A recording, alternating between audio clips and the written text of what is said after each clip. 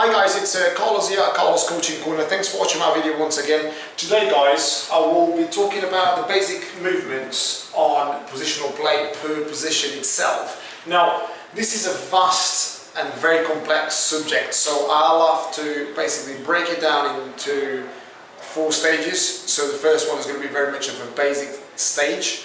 Obviously the second stage, third stage is more like intermediate and advanced. And obviously the 4th stage will be like pro level. So I'll break it down into a very basic stage. Now, positional play is something that, believe it or not, it's very sort of orthodox for a lot of players, coaches, managers out there.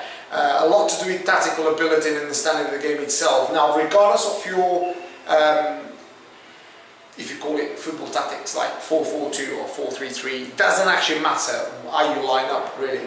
But you still have to have a really good positional play. Now, players in nowadays, special players that have struggled throughout the academies or struggle throughout the coaching, or they never had the coaching, they struggle to understand what positional play means. What positional play means, it means the understanding what a player has in relation to the ball, in relation to the opposition, in relation to the teammates. Now, that goes from in possession and out of possession situations. So, say if I'm a centre midfielder and the ball is in the final third, and say their left back basically got the ball, where am I in relation to that?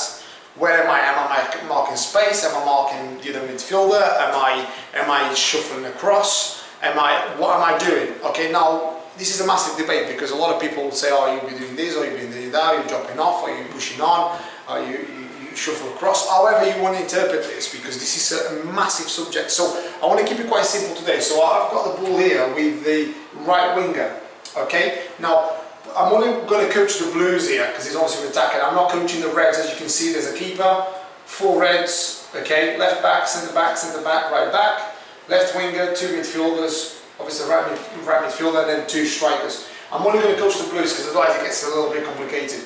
I'm only touching on a few subjects as well in terms of how they move. So do not go into I'm not going into the detail about tactics here. I'm just showing you what I mean by positional play. Now, the right midfielder's got the ball, right back's here. He's attacking that way.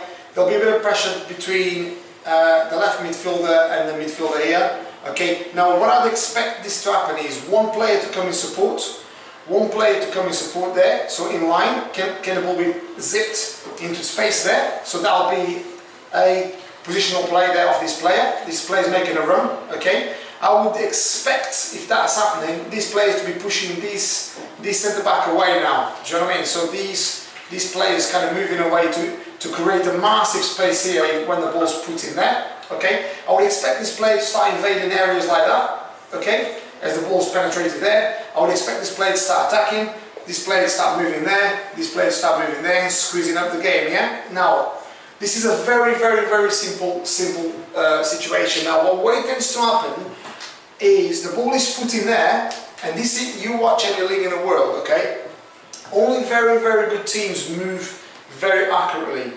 The in possession, the ball's put into space, this player runs into, and I bet you, please watch this player will get there, obviously this player will follow, and a lot of the times, these players still stay still. They still are probably walking slowly, okay? This player probably walking, this player is probably walking. They're not moving into position, just in case, say the Reds got the ball, where is this player in relation to this player and in relation to the ball? Where is this player in relation to the player and to the ball? Do you see what I mean? So what I'm trying to say is, a lot of times when the ball is put in certain areas, players just react to it. And predominantly it's just the player that's going to get the ball rather than the players making pictures for themselves. Am I making sense? So if I've got to go back and put that picture again, which is these 2 centre backs, the midfielder, okay? So watch this, right? So what I would expect is these players, as you can see the arrows, okay, I do apologise, it might not be too visible for some of you guys. So as the ball's here, I've got 11 players moving, which means even the keeper pushes on a little bit, just in case, okay?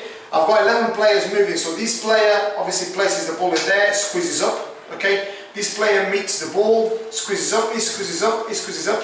he gets in the area, can we get in, can we score, okay? And these players then squeeze up, okay? Good distances there, but they move articulately, okay? Now, if they win the ball, for instance, let's say, if they win the ball again, is this player coming in here to create spaces? Is this player coming in here to create the space? Is this player peeling away to drag players away? Is this player coming in a hole as a bit of a transition, if you like?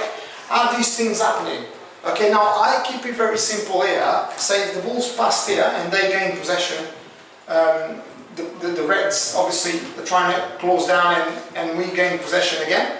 The ball's passed here. Is this guy dropping off to receive it? Is this guy dropping off to receive it? Is the other centre back dropping off to receive it? Is then the other centre back dropping off to receive it as the ball's passed here? Is this guy on the line? Is this guy here?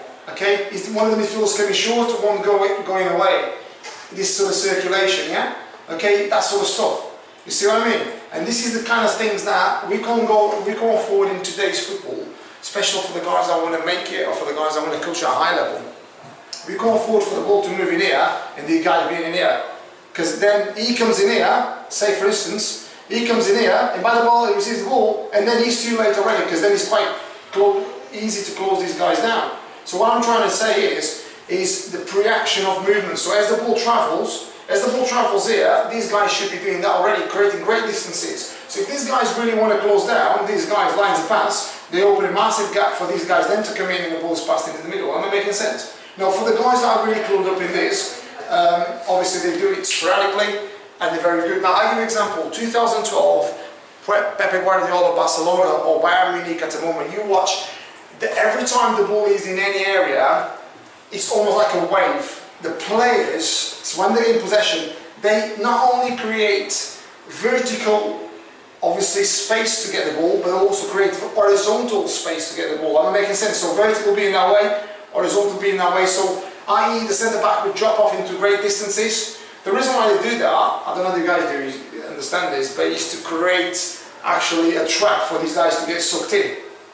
which then creates a lot of space in the midfield in this case. But what they do, then they've got a tremendous amount of space to play. That's why they circulate the ball so well. And it seems bloody hell, you know, they're very good on the ball. But they tactically, they are actually superb because they move the ball. And what they're very good at and very cute at, they're very good at passing the ball. Say for instance, this guy starts closing down, and this guy will come in to just bounce the ball off, to just drag this guy away, and they'll go 1-2 for another guy to come in, 1-2, and they get it. Am I making sense? So imagine this guy's got the ball, right midfield got the ball, this guy will come short to the centre midfield, this guy will close down, and what they'll do, he'll bounce off, bounce 1-2, and as that happens, this guy comes short and this guy spins off and goes. And they're very good at doing this tiki-taka football. I know some of you guys probably don't like that word, tiki-taka, or love that word, but that's what really happens. Now, what I wanted to show you guys here today mainly is how important it is to move off the ball and your tactical positional play.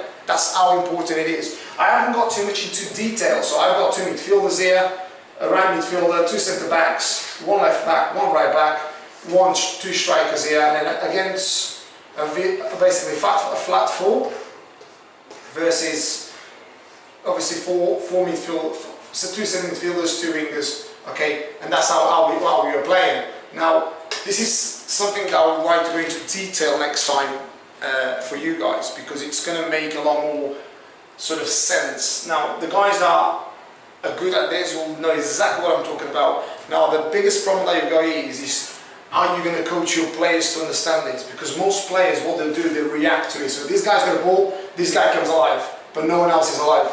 So this guy's not alive, this guy's not alive, this guy's not alive, and then say the ball's then passed here, this guy becomes alive, but this guy's dead. This guy's dead. Do you know what I mean? So what I'm trying to say is the ball's passed here, this guy's alive, this guy is alive, this guy is alive, this guy is alive, this guy is alive, even the keeper's alive.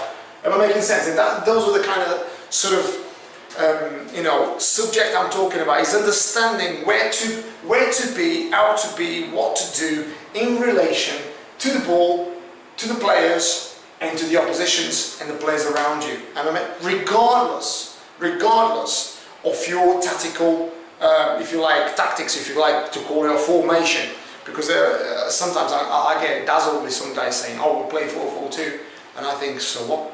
What does that mean? Do you players move? Do you see a team moving 4-4-2 like that on a pitch. It's all about really transitions. You'll see like 3v1 here or 2v1, or but you don't see 4-4-2 moving together all in one space, do you? So sometimes it's when people say, oh, we play 4-4-2, actually means nothing really, because on a pitch it depends how they move. Sometimes you don't see 4-4-2, you see 4 and then you'll see 6 altogether. So it doesn't really make 4-4-2, does it?